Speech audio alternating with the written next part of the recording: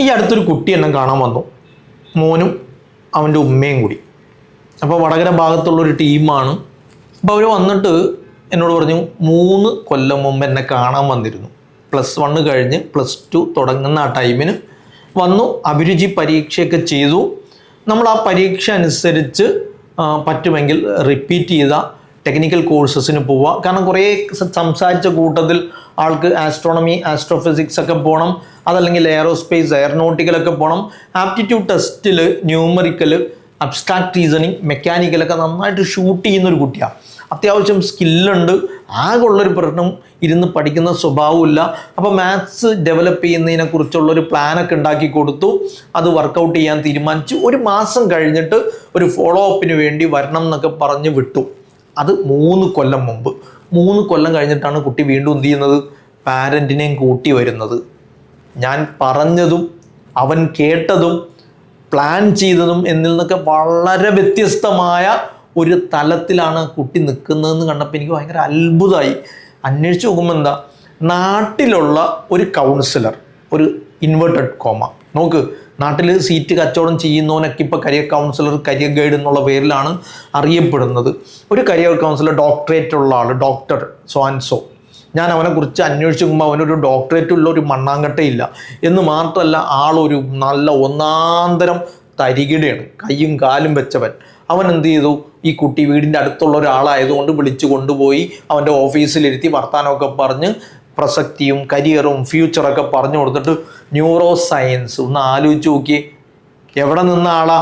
ആസ്ട്രോണമിയും ആസ്ട്രോഫിസിക്സും എയറോനോട്ടിക്കലും ക്രയോജനിക്സും റോക്കട്രിയും എയറോസ്പേസും ഒക്കെ ചർച്ച ചെയ്ത് ഇതൊന്നും നടന്നില്ലെങ്കിൽ ഇലക്ട്രിക്കൽ എടുത്ത്, ഇലക്ട്രോണിക്സ് ആൻഡ് കമ്മ്യൂണിക്കേഷൻ എടുത്ത് ഭാവിയിൽ മറ്റ് വൈവിധ്യങ്ങളെക്കുറിച്ചും വരാൻ പോകുന്ന മാറ്റങ്ങളെക്കുറിച്ചും നേരം സംസാരിച്ച് ഒരു പ്ലാനിങ് ആക്കി മാത്സ് ഡെവലപ്പ് ചെയ്തതിന് ശേഷം കൃത്യമായി ഒന്നുകൂടി നമുക്ക് വിലയിരുത്താമെന്നൊക്കെ പറഞ്ഞു വിട്ടൊരു കുട്ടി വീടിൻ്റെ അടുത്തുള്ള ഒരാൾ, ഒരു ചേട്ടായി ഡോക്ടറേറ്റൊക്കെ ഉള്ള ഒരാൾ സംസാരിച്ചപ്പോഴത്തേക്ക് ആൾ ഒരു ലോല ഹൃദയനായിട്ട് വീണുപോയി.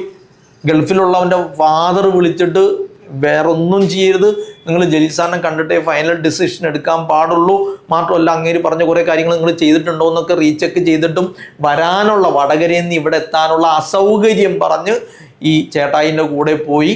ദെൻ കോഴ്സ് ന്യൂറോ സയൻസിന് റിസർച്ചൊക്കെ ചെയ്യാം. അപ്പോൾ ഈ കുട്ടി വർത്തമാനത്തിൻ്റെ ഇടയിൽ പുറത്ത് പോകണ കാര്യമൊക്കെ പറഞ്ഞിരുന്നു കേട്ടോ. വിദേശത്ത് പോയി പഠിക്കണം, അതിനൊക്കെ സാധ്യമാവും, ആനയാണ് കുതിരാന്നൊക്കെ പറഞ്ഞ് ഡോക്ടറേറ്റ് ഉള്ള ആളല്ലേ. വിശദമായിട്ട് പറഞ്ഞു കൊടുത്തതിൻ്റെ അടിസ്ഥാനത്തിൽ എന്ത് ചെയ്തു, മൈസൂരുള്ള ഒരു കോളേജിൽ പോയിട്ട് ജോയിൻ ചെയ്തു. ന്യൂറോ സയൻസ് വളരെ വ്യത്യസ്തമായത്, ആരും കേൾക്കാത്തത്, റിസർച്ച് സ്കോപ്പുള്ളത്, ജോലിയാണെങ്കിൽ ഒരു പേടിയും വേണ്ട, പെട്ടെന്ന് കിട്ടും എന്നൊക്കെ പറഞ്ഞു കൊടുത്ത് വിശ്വസിപ്പിച്ച് കൊണ്ടുപോയതാണ്. 4 ലക്ഷം രൂപ ആദ്യം തന്നെ വാങ്ങിവെച്ചു. 4 ലക്ഷം രൂപ ആദ്യം തന്നെ വാങ്ങിവെച്ചു. സർട്ടിഫിക്കറ്റ് കോഴ്സ് ഒരു ചതിക്കുഴിയിൽ പെട്ടു എന്ന് മനസ്സിലായി. എന്നെ വേറെ ആളെ കൊണ്ട് കോണ്ടാക്ട് ചെയ്യിപ്പിച്ച് അന്വേഷിപ്പിച്ചു. ഇയാളാണെന്നുള്ള പ്രതീതി, ഞാൻ ചീത്ത പറഞ്ഞാലോ വഴക്ക് പറഞ്ഞാലോ എന്നൊക്കെ പേടിച്ച് വന്നപ്പോഴാണ് പെട്ടുപോയി എന്ന് മനസ്സിലാവുന്നത്. ആളാകെ അബദ്ധത്തിലായി, ഇപ്പം ആകെ സ്റ്റക്കായി നിൽക്കുകയാണ്. പഠിക്കാനുള്ള ഇൻട്രസ്റ്റ് പോലും ഇല്ലാതായി. നോക്ക്, എവിടെന്നാണ് തുടങ്ങിയത്, എവിടെയാണ് എത്തിപ്പെട്ടത്. നമ്മുടെ വിദ്യാർത്ഥികളുടെ പൊതുവായൊരു പ്രശ്നം എന്താ, വ്യത്യസ്തമായതായിരിക്കണം, ആരും എടുക്കാത്തതാണോ. ഒരു കരിയർ ഡിസിഷൻ വരുമ്പോൾ കുറേ ദൂരം യാത്ര ചെയ്ത് എൻ്റെ അടുത്ത് വന്ന് കാണാമെന്നുള്ളൊരു പ്രതിബന്ധമായിട്ട് വരുന്നു. ദെൻ വീടിനടുത്തുള്ള എളുപ്പത്തിൽ ചെയ്യാൻ പറ്റുന്നത്. ഇനി കോഴ്സിൻ്റെ കാര്യത്തിൽ എൻട്രൻസ് ഒന്നും എഴുതാതെ പെട്ടെന്ന് കിട്ടുമല്ലോ എന്ന് തീരുമാനിച്ചിട്ട് പോയി പൈസയും കൊടുത്ത് ചേരാം, പൈസ വളരെ കുറവ്. ഇതെല്ലാം തീരുമാനിച്ചിട്ടാണ് കോഴ്സ് എന്ത് ചെയ്യുന്നത്, ഈ പറഞ്ഞ ഘടകങ്ങളെ മാത്രം അടിസ്ഥാനമാക്കി നമ്മളത് ചെയ്ത ആപ്റ്റിറ്റ്യൂഡ് ഇതൊന്നുമില്ല, ഒന്നും പരിഗണിക്കാതെ നേരെ പോയി അബദ്ധത്തിൽപ്പെട്ടു, സ്റ്റക്കായി. ഇതിൽ ഏറ്റവും ദുരന്തം എന്താണെന്നറിയോ, ആ പൈസ മുൻകൂറായിട്ട് 3 കൊല്ലത്തെ കോഴ്സിൻ്റെ പൈസ മുൻകൂറായിട്ട് വാങ്ങിയെന്ന് മാത്രമല്ല, സർട്ടിഫിക്കറ്റ് ഇനി തിരിച്ച് കിട്ടുകയില്ല. അങ്ങനത്തെ ഒരു പ്രതിസന്ധിയിലാണ് കുട്ടികൾ എന്ത് ചെയ്യുന്നത്, എത്തിപ്പെടുന്നത്. നാട്ടിൽ മുഴുവൻ കരിയർ ഗൈഡുമാരെ കൊണ്ട് പൊറുതിമുട്ടിയിരിക്കുകയാണ്. മിസ് ഗൈഡൻസിലേക്ക് മിസ്ലീഡിങ് ആയ ഇൻഫർമേഷൻ കൊടുക്കുക, ദെൻ ഇത്തരം കാര്യങ്ങൾ ചെയ്യുക. എന്നിട്ടോ റോങ് ആയ ഒരു ടെസ്റ്റും ചെയ്തു, വേറൊരു ടെസ്റ്റും ചെയ്തു. ഞാനത് നോക്കുമ്പോൾ അതെന്താ, വെറും സ്റ്റേറ്റ്മെൻറ്റ് ടെസ്റ്റുകളാണ്. അതിലും ഈ കുട്ടിയുടെ ഇൻട്രസ്റ്റ് ഭയങ്കര ഡൊമിനേറ്റിംഗ് ഇതായതുകൊണ്ട് ഭാഗ്യത്തിന് അതിലും ഈ എയറോസ്പേസും എയറോനോട്ടിക്കലും ഇലക്ട്രിക്കലും ഇലക്ട്രോണിക്സും എഞ്ചിനീയറിംഗ് പഠിച്ചിട്ട് റിസർച്ച് ആൻഡ് ഇന്നോവേഷൻസിലേക്കോ അല്ലെങ്കിൽ ഫിസിക്സ് പഠിച്ച് റിസർച്ച് ആൻഡ് ഇന്നോവേഷൻസിലേക്കോ അതും അല്ലെങ്കിൽ മാനേജ്മെൻറ്റിലേക്കൊക്കെ പോകാൻ പറ്റുന്ന കുറേ ഓപ്ഷൻസ് ഒക്കെ അതിലും വന്നിട്ടുണ്ടായിരുന്നു.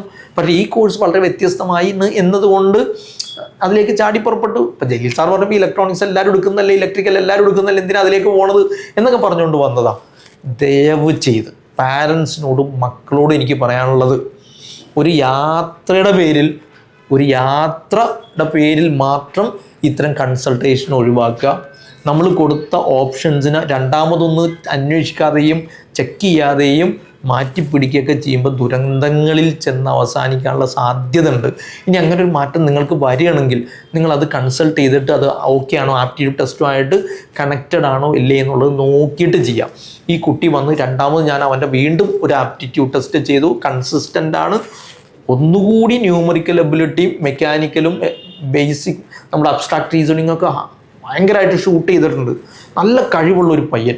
നോക്ക്, നിങ്ങളുടെ സ്കില്ല് കൃത്യമായിട്ട് ഐഡൻറ്റിഫൈ ചെയ്ത് സയൻറ്റിഫിക്കായിട്ട് മനസ്സിലാക്കി ദെൻ ഒരു എക്സ്പീരിയൻസ്ഡ് ആയ ഈ ഫീൽഡിലുള്ള ആളുകളാണ്, വെറും സീറ്റ് കച്ചവടം ചെയ്യുന്ന ഏജൻറ്റുമാരല്ലാത്ത ആളുകളെ കണ്ട് സംസാരിച്ചിട്ട് വേണം നിങ്ങൾ തീരുമാനിക്കാൻ എന്നത് പ്രത്യേകം നിങ്ങൾ ഓർമ്മിപ്പിക്കുകയാണ്.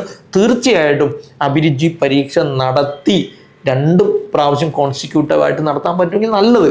ഇല്ലെങ്കിൽ ഒരു സെക്കൻഡ് കൺസൾട്ടേഷനും ഫോളോ അപ്പുകളൊക്കെ കൃത്യമായിട്ട് ചെയ്തു കഴിഞ്ഞാൽ തീർച്ചയായിട്ടും നിങ്ങൾ നല്ല കരിയർ ചോയ്സിലെത്തും. അതുകൊണ്ട് അബദ്ധങ്ങളിൽ ചാടാതിരിക്കുക എന്ന് വീണ്ടും വീണ്ടും വീണ്ടും ഞാൻ ഓർമ്മിപ്പിക്കുകയാണ്. നിങ്ങളുടെ മക്കൾക്ക് നിങ്ങൾക്ക് കൊടുക്കാൻ പറ്റുന്ന ഏറ്റവും നല്ല ഗിഫ്റ്റ് ഒരു സയൻറ്റിഫിക്കായ അഭിരുചി പരീക്ഷയും ഒരു കൺസൾട്ടേഷനുമാണ് എന്ന് വീണ്ടും വീണ്ടും ഓർമ്മിപ്പിച്ചുകൊണ്ട് നിർത്തുന്നു. Bye bye. Career Guru, molding your future.